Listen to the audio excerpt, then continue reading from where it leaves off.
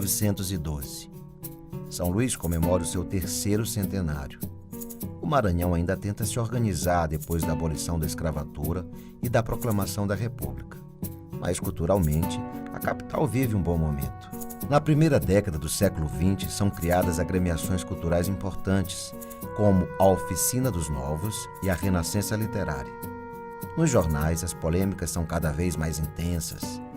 Em 1908, intelectuais reunidos em torno de Antônio Lobo fundam a Academia Maranhense de Letras.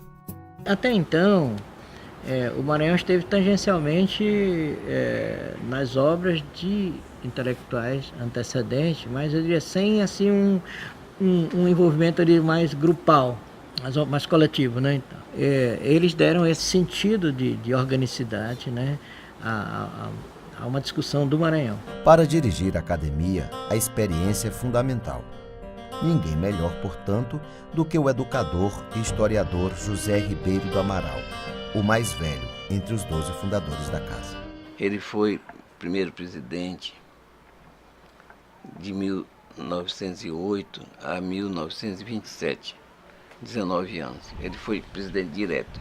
Ele foi um homem trabalhador, um historiógrafo importante, escreveu sobre a fundação do Maranhão.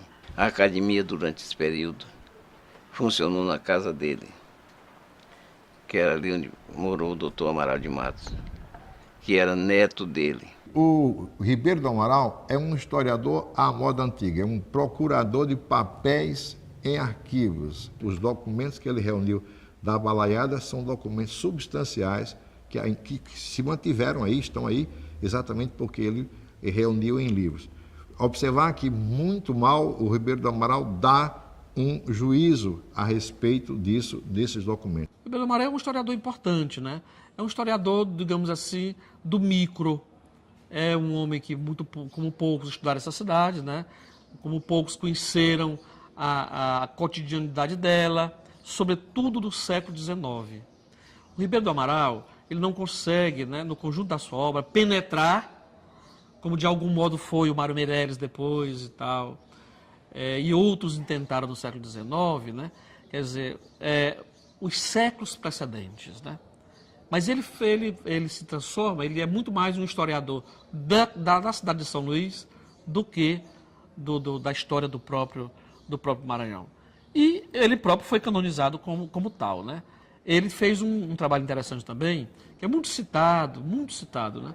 Em 1896, ele fez um estudo interessante, que foi chamado Maranhão 1896, que é uma descrição de todos os municípios, né? É um manancial muito interessante de dados, né, que hoje são perdidos nos documentos e que ele recuperou. Então, muito bom, sobretudo, para quem vai fazer história das cidades do interior, né? Que ele, morando na capital e pesquisando aqui nos arquivos dos jornais, nos almanaques, né, nas coleções, ele fez o Maranhão, que é um balanço do que era o Maranhão no finalzinho do século XIX. Ele estuda o problema de nossas fronteiras com os vizinhos, a Tutóia, o Gurupi e assim por diante. São trabalhos substanciais, trabalho de um historiador, ainda que com a feição daquele tempo. José Ribeiro do Amaral nasce em maio de 1853, quando os principais integrantes do chamado Grupo Maranhense, entre eles João Lisboa, Sotero dos Reis, Odorico Mendes, Gonçalves Dias e Gomes de Souza, ainda estão em plena atividade intelectual. No entanto, menos de 30 anos depois, o cenário é outro. Então vejam o abalo. O Gomes de Souza, que era o sábio, né? Tido como um grande sábio, e era realmente um grande sábio. Precoce, 33 anos, morreu o Gomes de Souza. Morreu Odorico, que era o grande humanista, tradutor. Morreu João Francisco Lisboa. Tudo isso em 1863, 64, num biênio só. Então foi um choque, quer dizer, foi como se caísse uma bomba e essa bomba deslocasse e produzisse um vácuo. E as pessoas ficaram aturdidas, né? O que nós vamos fazer agora? Não tem ninguém mais. Foi todo mundo embora. E aí que merece admiração a reação desses jovens. Vamos nos unir e vamos para frente e vamos remar contra a maré. vamos mostrar que o Maranhão pode reeditar suas glórias. Nós somos os novos atenienses. Isso é um grande programa, né? Os anos seguintes são difíceis. Alguns dos novos valores intelectuais, entre eles seus irmãos Arthur e Aloysio Azevedo, preferem viver longe da província. Os que ficam tentam reagir, entre eles Ribeiro do Amaral, que seria diretor do Liceu Maranhense, da imprensa oficial e da Biblioteca Pública. Foi também um dos idealizadores do Instituto Histórico e Geográfico do Maranhão, fundado em novembro de 1925. Como colaborador do Diário Oficial do Estado, publica diversos trabalhos sob o título geral de Maranhão Histórico. Esses artigos, reunidos postumamente pelo escritor Luiz de Melo e lançados em livro, reforçam nossa origem francesa e consolidam a importância do título Atenas Brasileira como conceito maior da história de São Luís e seu maior legado cultural.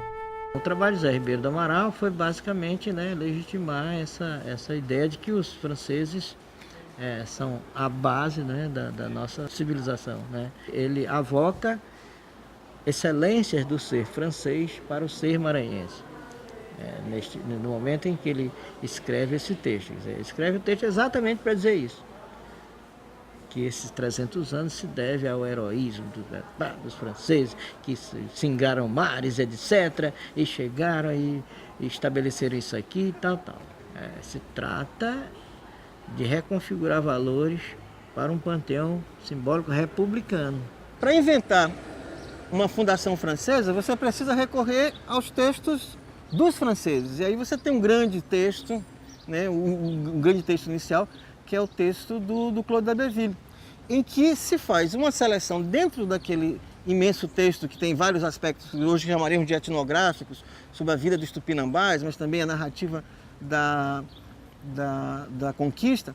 Você destaca dentro daquele conjunto de eventos, um especificamente que foi a primeira missa rezada na Nova Terra, no 8 de setembro, e o consagra como um evento de fundação da cidade. E a partir daí se estabelece uma aura que reivindica também para a terra, as qualidades da cultura francesa.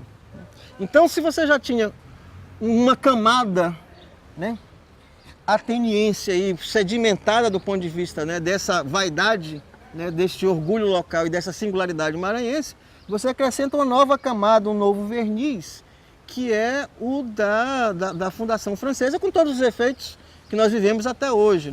Os eventos de 1912, as festas do tricentenário, os eventos de 62, dos 350 anos e agora os eventos dos 400 anos. 2012. São Luís comemora seu 4º centenário. Nos últimos 100 anos, a cidade viveu altos e baixos e a comparação com o berço da civilização grega já não é vista como antes. Elevada a patrimônio cultural da humanidade pela Unesco em 1997, em razão da riqueza do casario colonial do século XIX, hoje assiste ao desabar de parte desse patrimônio. A literatura já não é restrita aos livros e jornais. Está na televisão, na internet, nas redes sociais. E nesses ambientes, divide o espaço com centenas de outros assuntos. O trânsito, a economia, a política, a saúde. O tempo voou, o mundo mudou. Até hoje, no entanto, ainda se discute se São Luís é joia francesa ou portuguesa. No meio desse debate, será que ainda cabe à cidade o título de Atenas Brasileira? Essas celebrações agitam muitos simbolismos nas pessoas. Então são muitas questões, muitas linguagens, que podem ser detonadas num processo como esse, detonadas no sentido de se chamar a atenção, de vir à tona, nos estudos, todo mundo quer, de algum modo, expressar, exprimir, e fixar um pensamento, uma ideia sobre a cidade. Daí que a chamada, a construção dos lugares da memória, e que também as elites são mestras nisso, de garantir o seu lugar na memória. O Ribeiro do Amaral cumpre esse papel. A minha posição pessoal é exatamente, não propriamente de fazer a escolha pelo fundador, mas tentar exatamente elucidar quais foram os mecanismos que construíram tanto um discurso quanto o outro, ou seja, tanto de uma fundação portuguesa quanto de uma fundação francesa, para perceber como, né, eles fazem, digamos, funcionar uma certa ideologia da singularidade local, né, que é muito marcada por esse viés. Do meu ponto de vista, é mais interessante explicitar esses mecanismos de construção e fazer a crítica dos dois. Eu acredito que a expressão Atenas brasileira só pode ser uma coisa a ser conservada, a ser respeitada, evidentemente, posta na sua devida data. Nós não podemos viver da glória do passado, não é? Eu acho que a gente tem que pensar também, como diz o hino de São Luís, do nosso poeta Bandeira Tribuzzo, nos sonhos do futuro. As glórias do passado, mas também os sonhos do futuro.